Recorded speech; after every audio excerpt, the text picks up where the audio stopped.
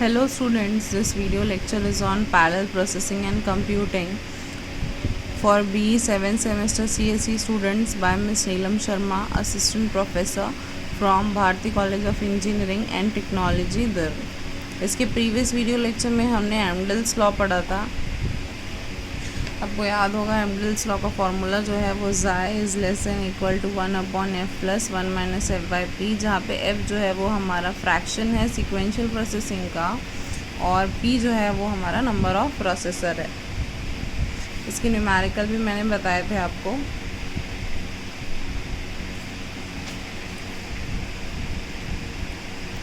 ये न्यूमेरिकल कल हम सॉल्व कर रहे थे इसी फॉर्मूला के साथ। फिर मैंने आपको डेरिवेशन बताया था एमडल्स लॉ का कि कैसे एमडल्स लॉ को हम डिराइव कर सकते हैं। और डेरिवेशन आपको तभी लिखना है जब 7 नंबर का क्वेश्चन आए। 2 नंबर का अगर वो क्वेश्चन पूछते हैं तो आपको सिर्फ एमडल्स लॉ का डेफिनेशन और उसकी इक्वेशन लिखनी है। फिर हमने पढ़ा था प्रिंसिपल ऑफ स्केलेबल परफॉर्मेंस, तो उसमें degree of parallelism, average parallelism, system efficiency, redundancy, ये सब पढ़ा था। नेक्स्ट हमने पढ़ा था parallel programming model, shared memory और message passing, threads, hybrid, data parallel model, ये सब हमने पढ़ा था। आज हम पढ़ेंगे, आज का जो हमारा टॉपिक है उसका नाम है कैशे कोहेरेंस प्रॉब्लम या कैशे कोहेरेंस प्रोटोकॉल। तो पहले आपको ये बता देती हूँ कि कैशे कोहेरेंस प्रॉब्लम या प्रोटोकॉल होता क्या है।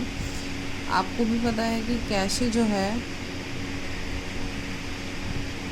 वो हम रैम को बोलते हैं या हमारी मेन मेमोरी जो रहती है उसको हम कैशे बोलते हैं या कैश बोलते हैं। तो अगर कैश में कॉन्फ्लिक्ट हो जाए तो उसको हम कैशे कोहेरेंस प्रॉब्लम बोलते हैं। इसमें क्या होता है, अब ये जो प्रॉब्लम है वो बेसिकली पैरेलल प्रोसेसिंग की ही प्रॉब्लम है। क्यों पैरेलल प्रोसेसिंग की प्रॉब्लम है? क्योंकि पैरेलल प्रोसेसिंग में क्या होता है, एक से ज़्यादा प्रोसेसर्स आपस में इंटरकनेक्टेड रहते हैं और वो सारे किसी शेयर्ड मेमोरी को एक्सेस करते हैं। तो शेयर्ड मेमोरी कौन सी मेमोरी रहती है? जो ऐसे जितने भी नंबर ऑफ़ प्रोसेसर्स कनेक्टेड है वो सब एक्सेस करते हैं शेयर्ड मेमोरी को, या किसी कैश को, या किसी रैम को, या किसी मेन मेमोरी को। अब जब सारे लोग किसी चीज़ को एक्सेस करते हैं, किसी मेमोरी लोकेशन को एक्सेस करते हैं, तो कई बार क्या होता है कि एक प्रोसेसर ने, ये कोई मेमोरी लोकेशन है जिसको हम शेयर्ड मेमोरी बोल रहे हैं, इसको A, B, C, D, E जितने भी प्रोसेसर हैं सारे लोग एक्सेस कर रहे हैं। अब A यहाँ पर आया और इस मेमोरी लोकेशन की वैल्यू को कर दिया 7, B यहाँ पर आया और इस मेमोरी लोकेशन की वैल्यू को कर दिया 2। तो जो बाकी के प्रोसेसर्स हैं उनको कैसे पता चलेगा कि ये वैल्यू किसने चेंज की, कब चेंज की, क्यों चेंज की? या उनको एक बार पता था कि भाई इसकी वैल्यू 7 थी पर किसी प्रोसेसर ने उसकी वैल्यू 7 से 2 कर दी और किसी को नहीं बताया। तब क्या होगा, जो बाकी प्रोसेसर्स हैं वो अकॉर्डिंगली एग्जीक्यूट करेंगे 7 के, पर उसकी वैल्यू हो चुकी है 2। इससे जो है वो कॉन्फ्लिक्ट पैदा होगा, कोहेरेंस पैदा होगा, और जिस प्रॉब्लम का नाम है कैशे कोहेरेंस प्रॉब्लम। तो यहाँ पे डायग्राम बना हुआ है और मैंने आपको 1000 बार बोला है कि बिना डायग्राम के पैरेलल प्रोसेसिंग में आंसर्स नहीं लिखने हैं। हर एक टॉपिक पे आपको डायग्राम अवेलेबल है, आप डायग्राम्स अच्छे से पढ़ लीजिएगा। तो यहाँ पे मेमोरी बनी हुई है, यहाँ पे 777 लिखा हुआ है, यहाँ पे कैशे हैं सारे। ये 7 यहाँ से आया, ये 7 यहाँ से आया, ये यहाँ पर 2 है। 1 2 1 2 1 2 2 2 प्रोसेसर सारे कैश मेमोरी से कनेक्टेड है। अब इसके बारे में पढ़ते हैं कि पहले शायद ये भी 7 होगा पर ये किसी ने 2 कर दिया, तो वो 2 अपडेट कौन करेगा? तो कैशे कोहेरेंस प्रॉब्लम तो हम समझ गए कि प्रॉब्लम ये है कि एक ही मेमोरी लोकेशन पे अगर बहुत सारे प्रोसेसर्स डील करते हैं तो उसकी जो अपडेटिंग वैल्यू है या अपडेशन होता है उसमें जो भी वो अपडेशन कौन करेगा, और दूसरे प्रोसेसर्स को कैसे पता चलेगा कि वहाँ की मेमोरी अपडेट हो गई और उसकी वैल्यू अब ये हो गई। तो प्रॉब्लम तो ये है कैशे कोहेरेंस की। तो अब हम इसको सॉल्व कैसे करेंगे, क्या सॉल्यूशन है इस प्रॉब्लम का। तो पहले इसके बारे में थोड़ा पढ़ लेते हैं कि replicating data across multiple caches reduces the contention among the processors for share data values. The designers of the system with multiprocessor must find a way to ensure that different processors do not have different values for the same memory location। ये देखिए, जो designer है system का उसको हमेशा एक वे ensure करना चाहिए कि डिफरेंट प्रोसेसर जो है वो डिफरेंट वैल्यूज़ ना रखें सेम मेमोरी लोकेशन के लिए। An example of how different processors can end up with different values can be explained by the above diagram। मैंने दिखाया आपको diagram. Two different CPUs A and B read the same memory location and then CPU B writes a new value to that location। At this point CPU A has an old value which is still stored in cache। Thus the conflicting between the two CPU for the same memory location is called cache coherence problem। जो conflict हुआ A और B के बीच में, ये एक memory location थी जिसकी value पहले से 7 थी, B ने उसकी वैल्यू कर दी 2, लेकिन अभी भी A को लगता है कि उसकी वैल्यू 7 है। अब जब वो रन करने जाएगा तो वो 7 के अकॉर्डिंग रन करेगा। तो ये जो कॉन्फ्लिक्ट पैदा हो रहा है, इसी कॉन्फ्लिक्ट को हम बोलते हैं cache coherence problem. The cache coherence problem और protocol can be avoided by, there are 2 methods. पहला है राइट इनवैलिड प्रोटोकॉल और दूसरा है डायरेक्टरी बेस्ड प्रोटोकॉल। तो सबसे पहले राइट इनवैलिड प्रोटोकॉल देख लेते हैं। This protocol are typically use to maintain cache coherence on multi processors. Multi processor के कैशे कोहेरेंस को मेंटेन करने के लिए प्रोटोकॉल बनाया गया है। Each CPU cache controller monitors the bus to identify which cache blocks are being requested by the other CPU। तो basically जो राइट इनवैलिड प्रोटोकॉल है उसमें क्या होता है, हम बस का यूज़ करते हैं और बस का यूज़ करके हम सारे कैशे ब्लॉक्स की लिस्ट बनाते हैं और वो लिस्ट भी बनाते हैं कि किसने कब किस कैशे ब्लॉक को रिक्वेस्ट किया था। The most common solution to cache coherence problem is to ensure that a processor has exclusive cache access to a data item before writing its value। देखिए, या तो किसी मेमोरी लोकेशन पे read होगा या तो किसी मेमोरी लोकेशन पे राइट होगा। रीड होगा तो कोई चेंजेस नहीं होंगे, राइट होगा तो चेंजेस पॉसिबल हैं।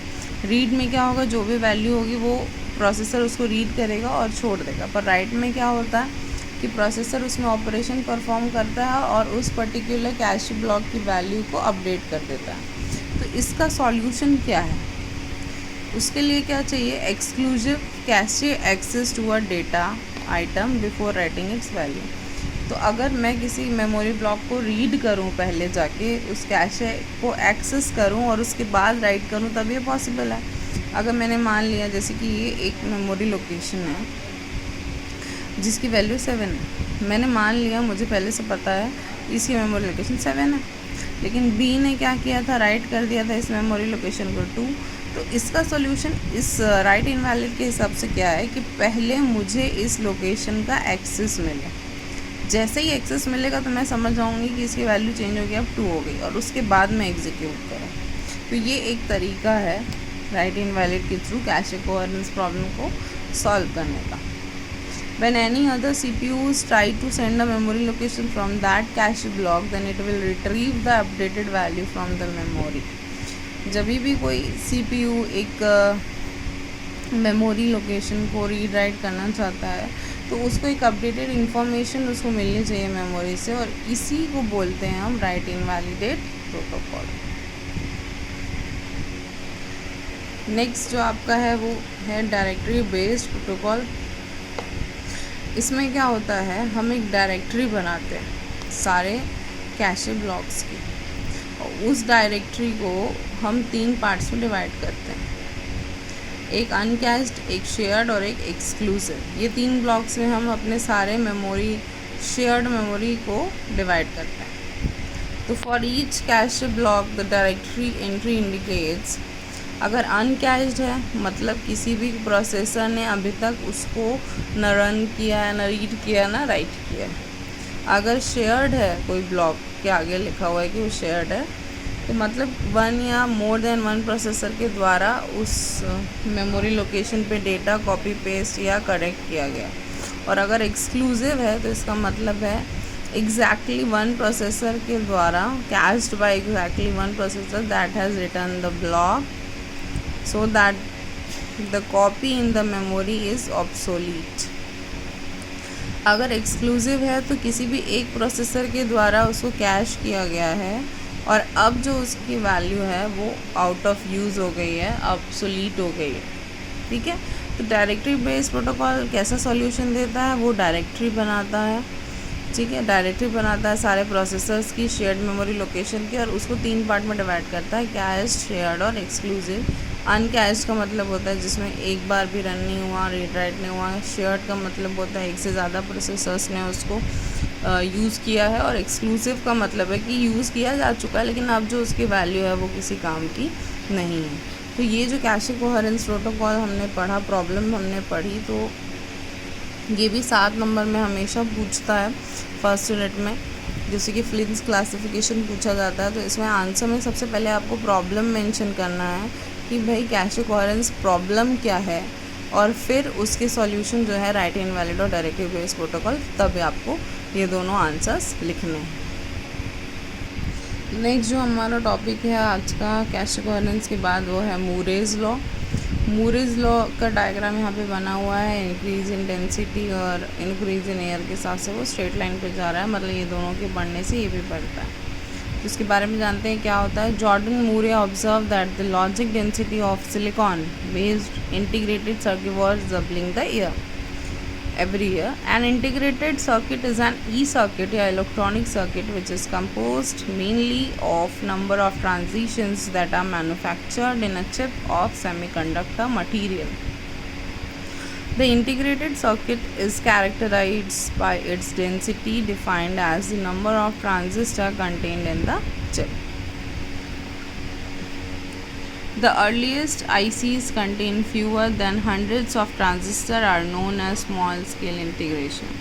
The term small scale or medium scale or very large scale integration applied for hundreds and millions of transistors respectively. From the data presented in the above figure estimates how long it takes on an average for the density of integrated circuit to double. The doubling rate, which has remained remarkably constant over the years, is referred as Moore's law. The doubling rate, which has remained remarkably constant over the years, is referred as Moore's law after Jordan E. Moore, a co-founder of Intel Corporation, who formulated this law in the year 1960. तो basically जो मूरेज law है वो integrated circuit, जो silicon based integrated circuit होता है वो कैसे हर साल डबल होता चला जाता है उसके ऊपर है। ये उतना इम्पोर्टेंट क्वेश्चन नहीं है, पर जैसे एमडल्स लॉ 2 नंबर में पूछता है, कई बार मूरेज लॉ भी 2 नंबर में पूछता है, तो आप इसको भी अच्छे से पढ़ लीजिएगा। इसके बाद 1 या 2 टॉपिक ही बचा है आपका फर्स्ट यूनिट कंप्लीट होने में, तो वो नेक्स्ट वीडियो लेक्चर में हमारा first unit of parallel processing complete हो जाएगा। Thank you.